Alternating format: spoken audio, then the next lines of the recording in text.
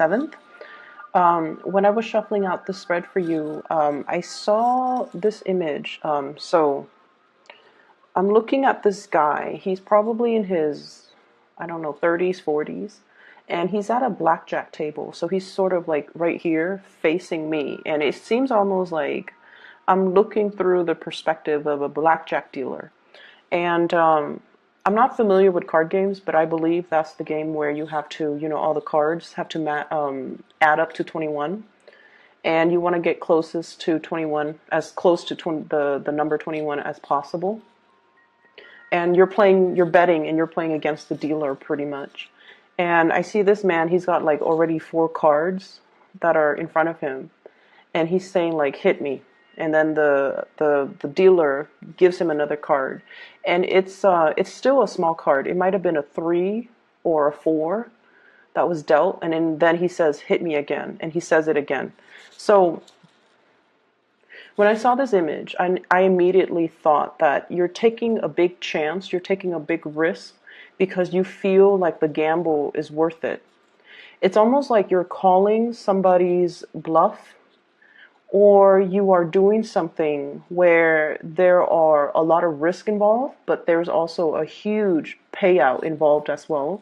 So you're kind of weighing out, these options. Like, if I don't do it, I would have gained nothing. But if I do it, there might be a little bit of a loss if I lose, but I could win really, really big if I do it. So if I take this risk, it will really pay out for me. So that's what it feels like. But the weird thing is, I didn't see any chips on the table. I didn't see any type of money being exchanged. So I don't feel like this is a monetary risk.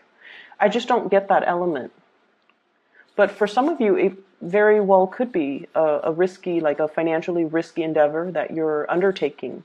But I just feel like this is something a little bit more from the heart, which is, a gamble on relationships, a gamble on love, a gamble on something that you feel deep down. It's almost like calling somebody else's bluff, okay?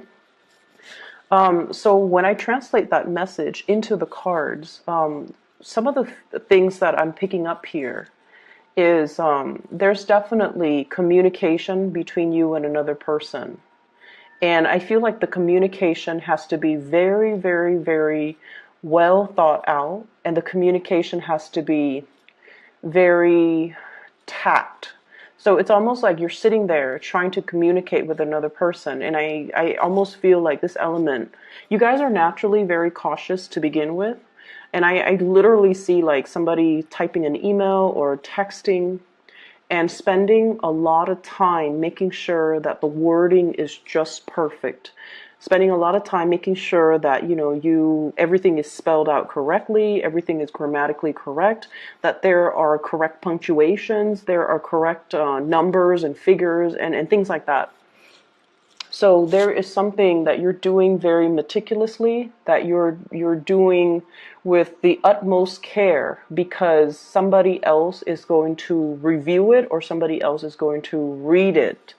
So I feel almost like this element about, wanting to communicate with somebody, measuring your words, weighing out the word choice, weighing out what you're going to say, and being extra careful about how you come across and how the other person is going to receive your message. It's almost like wondering, is this the right tone that I should use? Is this the right way in which I should communicate? Am I getting my point across?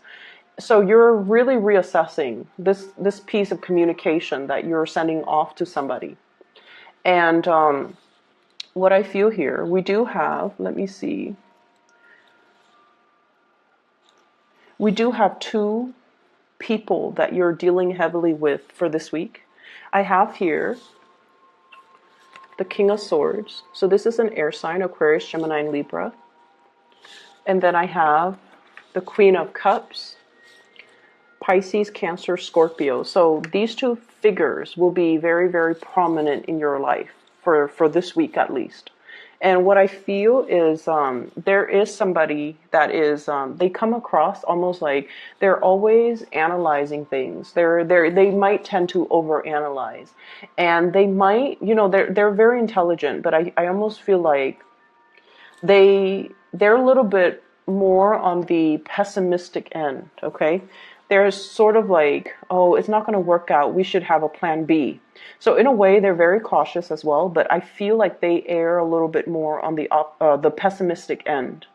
And so they don't really do anything rushing right in. They're not impulsive. They take their time whenever they're confronted with a problem, whenever they're confronted with a crossroads, or whenever they communicate. So I feel like they're very measured, very methodical, and extremely, extremely like analytical. And they could read something and analyze it to death.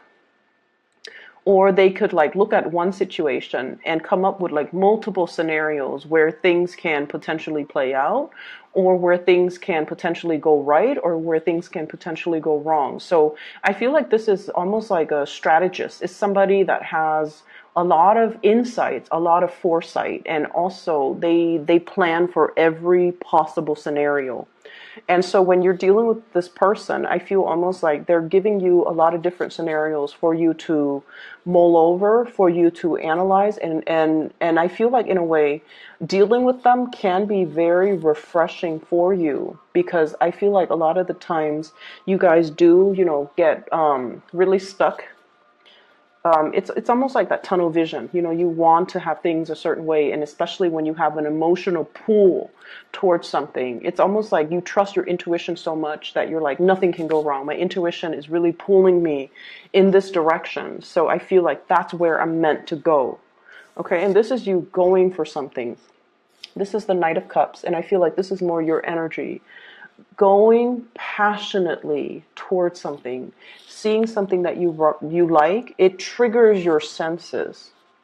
And you're just like, that's it. My intuition, my heart is telling me to go this way. There's nothing here that indicates otherwise, so I'm going to go for it. But I feel like this person is telling you, yeah, but if you do this, there are all these other things that you have to consider. And I almost feel like you deal with things that are in front of you, whereas this person deals with things almost from like a bird's eye view. They're looking at the totality of a situation. And they're like, well, if you take that route, further down the line, there's going to be some blockages. Whereas if you take this route, it's a little bit more circuitous. It's not as straightforward, but you can circumvent this potential pitfall. So you're dealing with somebody who is like that, and that's why your communication has to be very, very methodical and very measured. I feel for some of you, this is almost like a person that you're trying to please. Okay, so when I say that, I feel like you care about this person. You're emotionally there's some type of an emotional investment here. Because honestly, when you don't care about somebody, you don't care you don't care about their opinions, and you don't care how they perceive you. You just don't care. But I feel like you do care, and that's why you do things in such a measured way, because you want to please this person, and you want to, it's almost like you respect them. And so their opinions matters a lot to you. Their advice, their counsel, their opinions, whatever they say, it matters a lot to you. So that's what I'm seeing here. And if it's communication you're waiting on, it's going to take some time. If it's communication that you're waiting on from this person, I feel like it has to take some time. And I'm almost feeling, so the senses, okay, the senses. It's like someone who's, this might be a separate message altogether. There is somebody that is really pulling or really appealing to your senses. So they could be, very aesthetically pleasing to look at. Okay, so like you might be attracted to them, but I feel like it's a lot more than that. There's something about them that's very unique.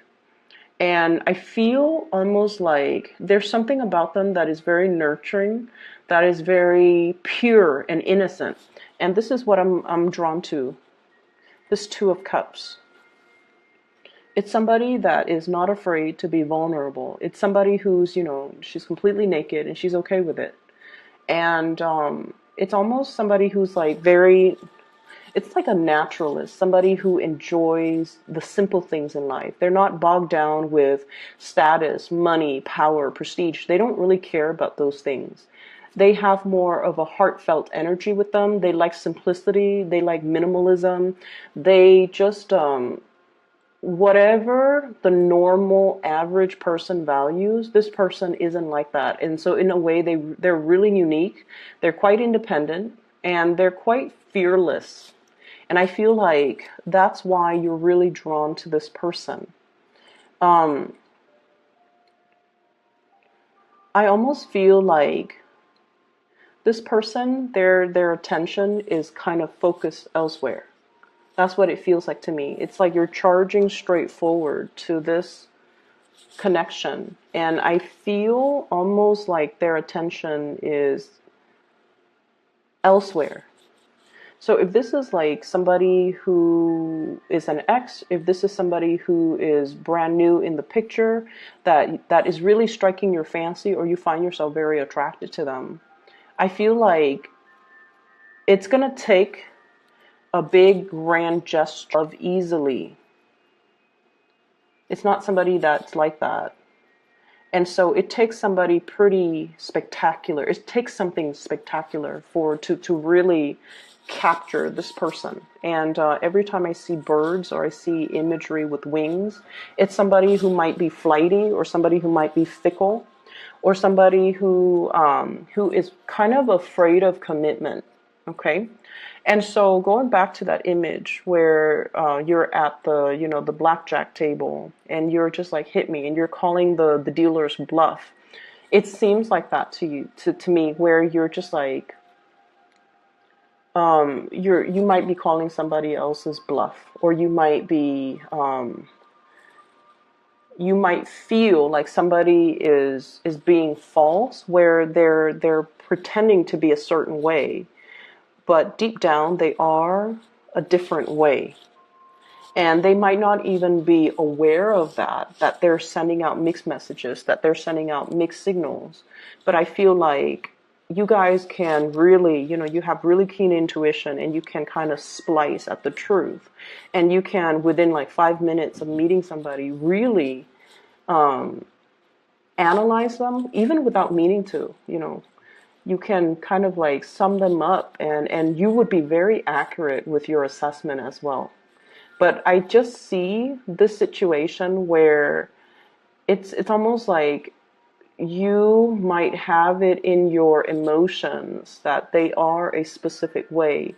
And once you're set, your emotions are set, it's really hard for you to see outside of that framework. And this is true of all fixed signs. Okay, like the air signs, so like the Aquarius, the Leos, or even the Taurus. But with the air signs, once they form their opinions about a certain topic, about a certain stance, about a specific person, they don't really change. Okay, and then I feel like that's the same way with Taurus. Once they're fixed on a course of action, they don't deviate. And then I feel like, once again, you're at that blackjack table. It seems like you're accumulating a lot of cards and you're taking a huge gamble. And it's almost like, anytime now it's going to be a bust. It's going to exceed that 21 mark. But you're willing to bet. You're willing to go forward. So it's almost like the reality of the situation is, you kind of need to stop while you're ahead. But then I feel almost like something is telling you to keep going. And if this is a work situation, I would say be very, very careful about, trying to do something on your own. Having somebody to kind of step in, especially that strategist that's telling you, wait a minute, you've already like got 4 or 5 cards. Anytime now it's going to be a bust. So why don't you quit while you're ahead, or let me assist you. Let me give you a different strategy so that you can do it the right way. Okay. So A lot of the times too with Scorpios, I just feel like, you guys do have a lot of pride. And I feel like, you're generally very independent and very stoic. You like to be able to do things on your own.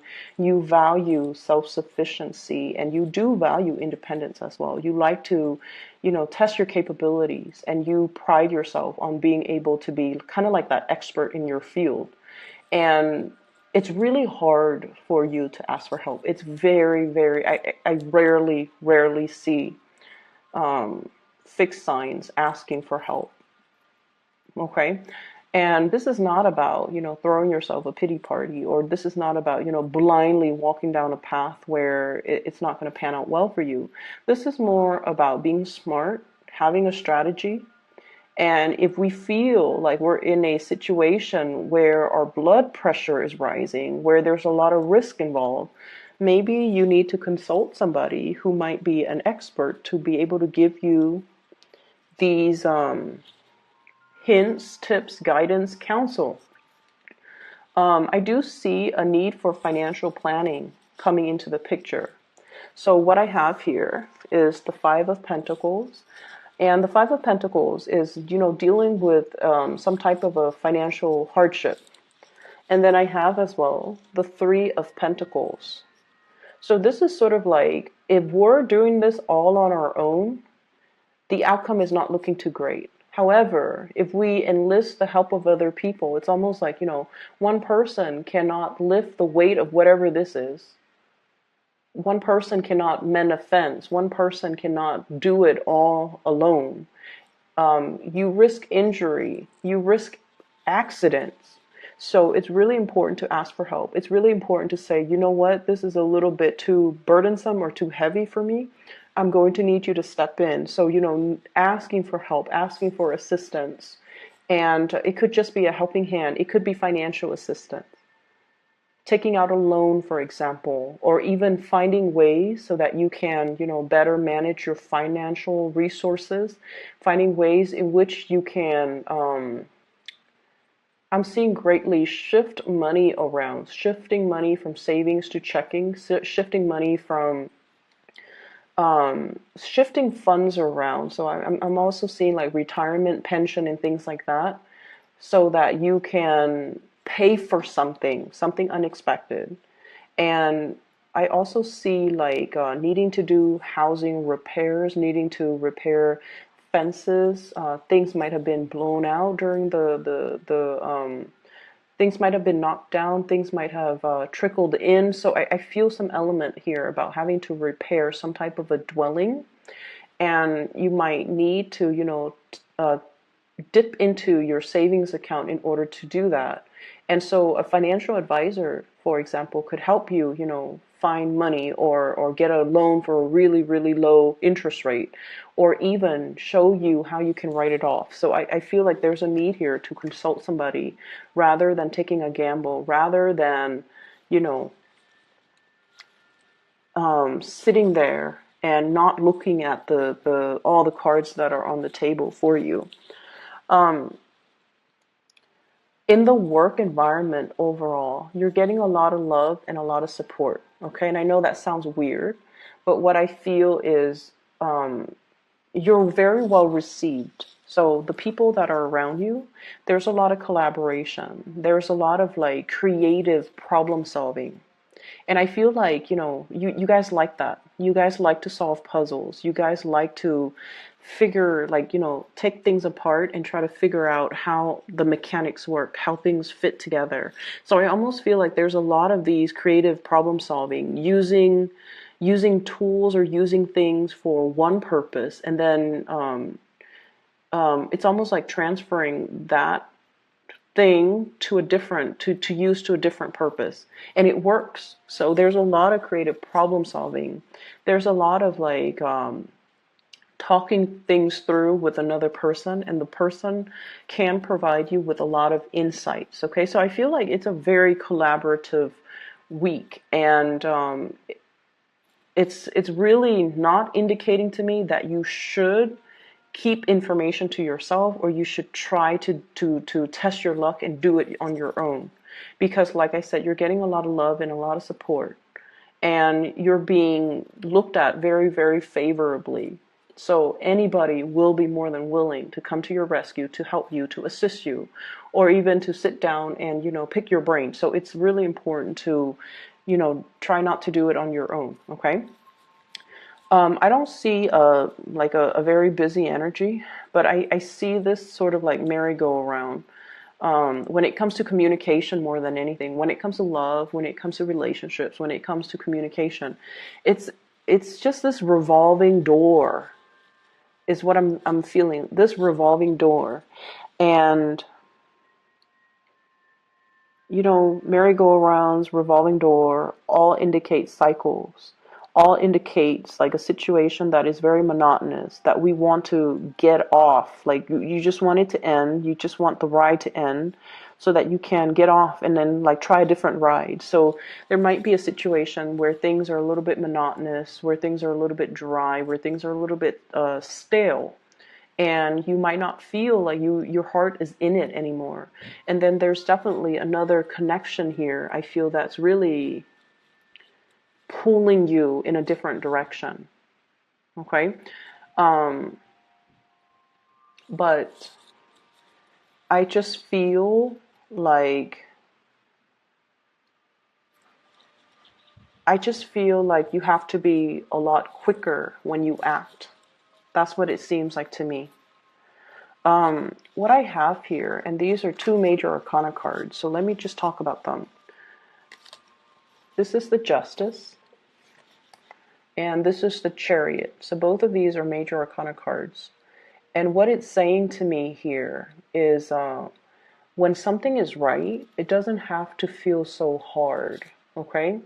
When the balance in a situation, in a work environment, in a relationship, in any type of an interpersonal communication, if things are right, despite your differences. So let's just say, if you disagree with somebody, right?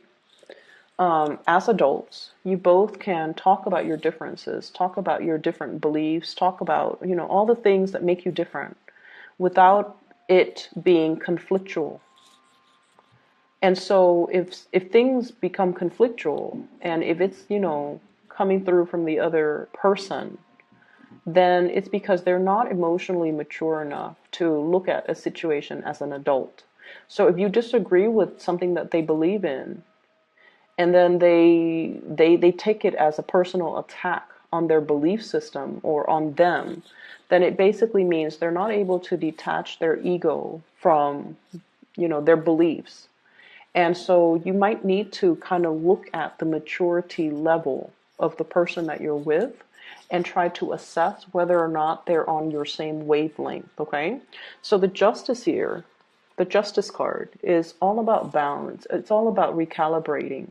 And it's all about seeing both sides to the story. And this is, once again, that blackjack customer, the person at the blackjack table. He's got it in his head that I'm going to win big, But then at the same time, seeing both sides of the story, seeing that, the dealer's cards are not revealed. So you might need to look at a situation in a little bit more of a realistic mindset. And you also have to kind of come into this sense of, if it's meant to be, it shouldn't be so hard, okay?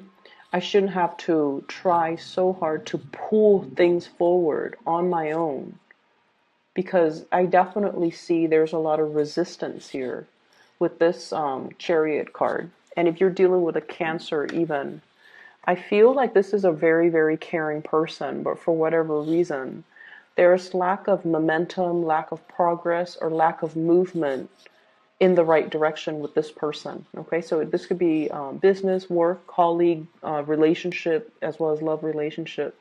There's lack of consensus. There's lack of like common ideologies. The traditional Rider-Waite deck depicts the Chariot as two people that are very, very different from each other, and they're trying to move in the same direction. And it's strange because this deck is not showing me the horses with two different colors. It's showing the same color, And it shows me as well, you potentially could be dealing with another water sign, but for whatever reason, your interests, your goals, your life path, or the things that you're trying to pursue might not be in alignment with one another. All right. So I'm going to leave it at that. Scorpios, I hope that the reading is helpful for you as you navigate this energy for this week. I'll be back next week, okay? And I wish you the best. Take care of yourself. I'll talk to you guys soon.